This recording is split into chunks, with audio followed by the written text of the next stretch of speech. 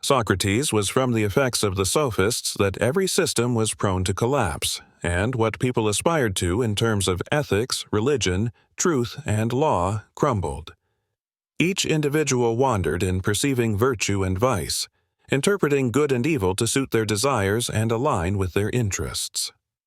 They subjected religion to criticism and doubt, to the extent that beliefs in the gods were shaken to their core, and they denied external truths outright.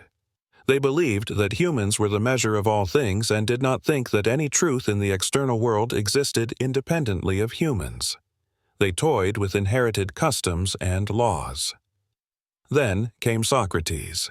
He surveyed the ruins left by the sophists, lacking structure, and he rebuilt what had been destroyed. He restored order to what the sophists had dismantled. Socrates was born in Athens around 470 BC to a father who practiced sculpture and a midwife mother. While history provides scant details about his childhood and upbringing, a strange charm about him endeared him to souls and drew him toward hearts. Even the briefest mention of his history speeds the image to the clear and complete page of the mind, more vividly than the portrayal of the aristocratic Plato and more lucidly than that of the learned Aristotle, despite the extensive accounts of their lives. Socrates initially followed his father's craft and worked as a sculptor for a brief period, creating a small collection of statues that were later displayed in the Acropolis of Athens.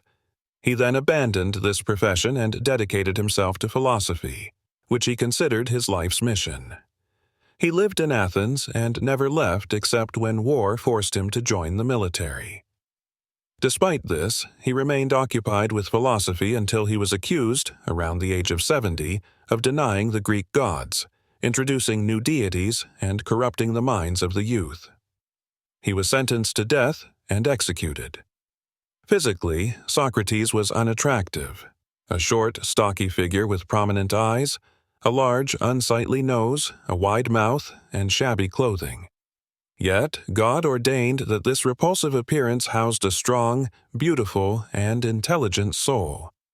He was just to the point of never being influenced by injustice, wise to the extent that he rarely erred in his judgments of what was right or wrong, and disciplined himself to an admirable degree. His contentment had become so complete that it was as if his will had become nature. His modest income sufficed for all his needs. His intellectual talents were no less remarkable than his moral virtues. He was a precise thinker who utilized and regulated his mental gifts. Despite God bestowing upon him abundant intellectual talents, he proclaimed that he knew nothing. He denied being wise but considered himself a philosopher, a lover of wisdom, often saying, "I know one thing, that I know nothing. Please like and subscribe to receive all that is new,"